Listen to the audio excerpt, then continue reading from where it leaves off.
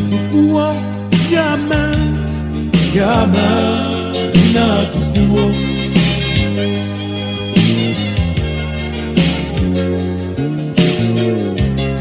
tukua yama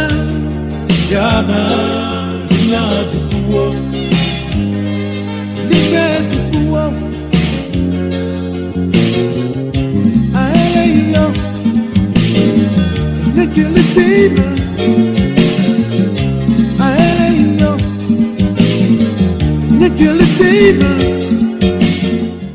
Mesdames et messieurs les représentants du secteur privé, distingués les invités, chers confrères, mesdames, messieurs, chers amis de la presse, le bâtonnier Bileaka Joachim, associé au fondateur du cabinet, m'a chargé de vous adresser le message de bienvenue à l'occasion de cette première table ronde.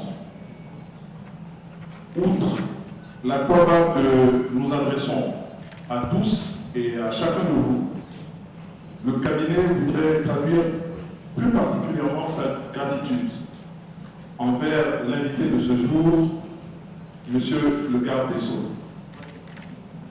Il se chargera d'expliquer l'absence de Monsieur le ministre d'État, ministre de l'Intérieur et de la Sécurité, empêché par l'actualité que vous connaissez.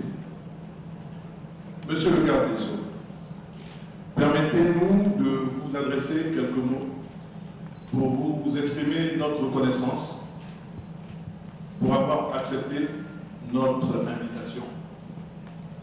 Votre présence véhicule 3 messages forts. D'abord celui de votre disponibilité, qualité essentielle d'un serviteur de l'État et de la justice. Ensuite, celui de votre ouverture au dialogue, objectif recherché à travers cette rencontre avec le secteur privé. Enfin, et non les moindres, le troisième message que vous adressez à l'endroit de tous, c'est celui de vos constants égards envers les avocats que vous considérez comme de vrais partenaires de la justice. Encore une fois, merci Monsieur le garde des Sceaux de nous faire cet honneur inestimable aujourd'hui. 2 questions ont pu traverser les esprits de celles et de ceux qui prennent part à cette table ronde dans ce superbe auditorium de la Maison de l'Entreprise, fruit de la vision et de l'ambition des dirigeants de la Confédération Générale des Entreprises de Côte d'Ivoire, représentée par ce président que nous saluons et que nous félicitons encore une fois. La première, pourquoi des avocats organisent-ils une rencontre avec un membre du gouvernement et le secteur privé? L'image de l'avocat, confiné exclusivement par le passé à la fréquentation des prétoires, est dépassée. Même si le contentieux est une pathologie qu'il ne peut pas toujours éviter, l'entrepreneur, l'investisseur, l'homme d'affaires d'aujourd'hui marque sa préférence désormais pour l'avocat qui l'aidera à éviter le palais de justice et les procès aussi coûteux qu'imprévisibles. L'avocat des temps modernes, pour pouvoir répondre à cette attente forte, doit connaître à la fois les préoccupations de ses clients, les textes qui régissent leurs activités, mais il doit aller au-delà. Sa vraie valeur ajoutée sera non seulement d'anticiper pour ses clients les réformes en préparation, mais surtout de faire connaître aux décideurs publics et aux législateurs les attentes, les souhaits, les contraintes de ceux-ci dans un secteur donné. Fort d'une expérience en matière de conseil et de contentieux en Côte d'Ivoire et en Afrique, notre cabinet a étendu ses prestations à la formation de ses clients à travers des séminaires. Si conseiller, accompagner et défendre les clients demeure le cœur de notre métier, nous nous devons de satisfaire des besoins nouveaux. Et c'est donc pour essayer de combler un déficit de dialogue que nous avons perçu entre décideurs publics et opérateurs économiques sur certaines questions que nous avons imaginé cette table ronde. La seconde question que l'on peut également se poser, pourquoi la sécurité comme telle? Rassurez-vous, nous n'avons pas de don de prémonition. En revanche, nous savons au moins une chose. Investir signifie prendre des risques.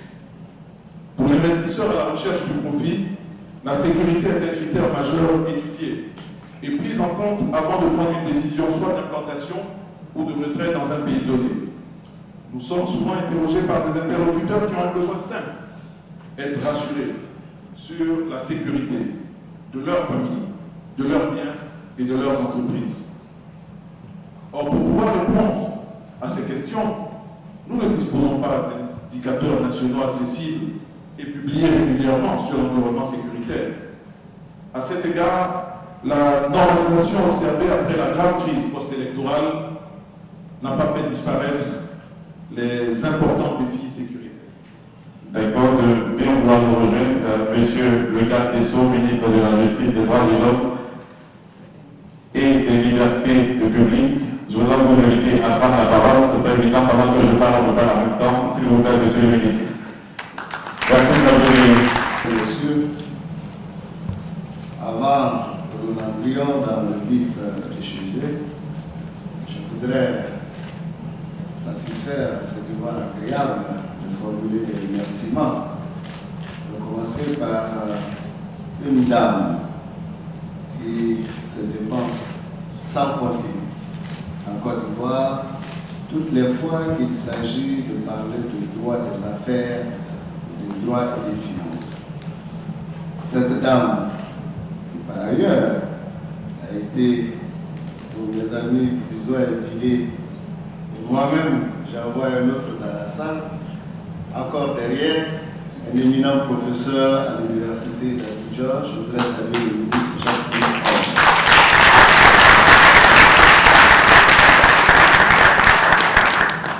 Madame le ministre, je pense que les brouhaha des amphis n'ont pas été vains.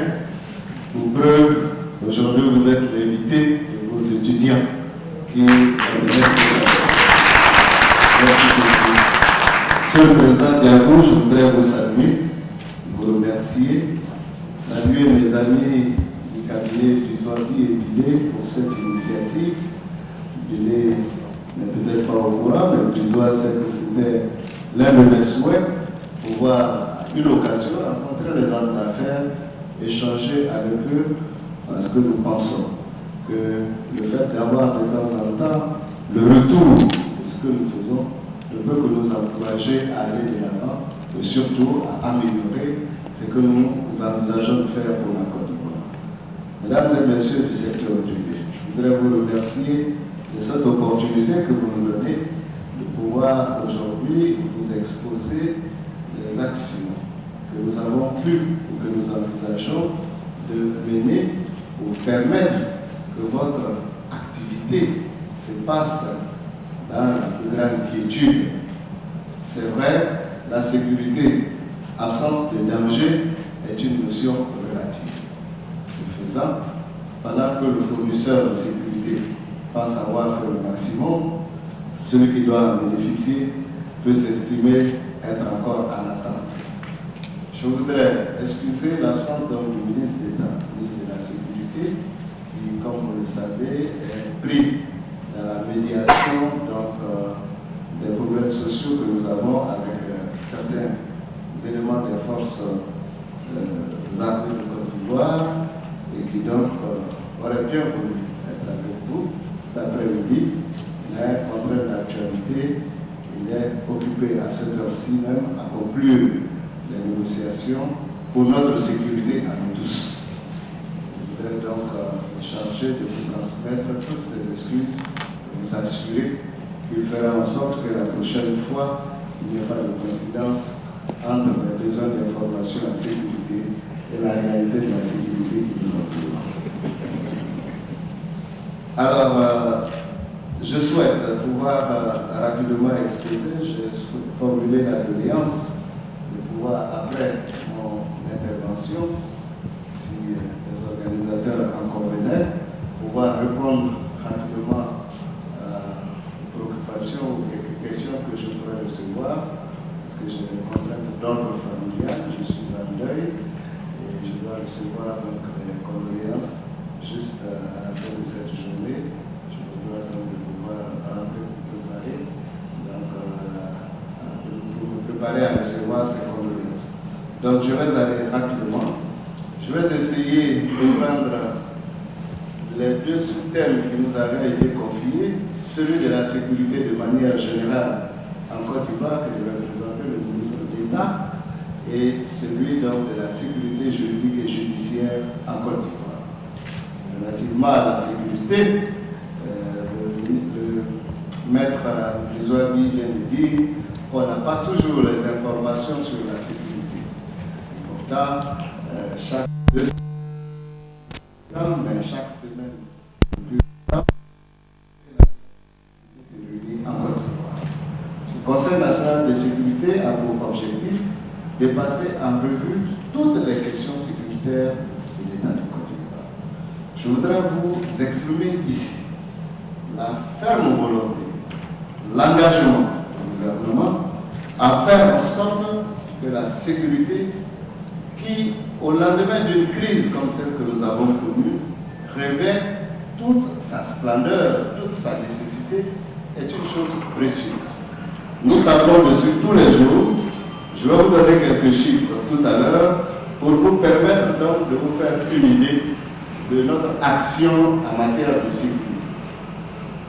Aujourd'hui, il est bon de constater que l'État de Côte d'Ivoire n'a décidé sur aucun moyen matériel, humain, physique, pour pouvoir procurer aux concitoyens le sentiment de sécurité.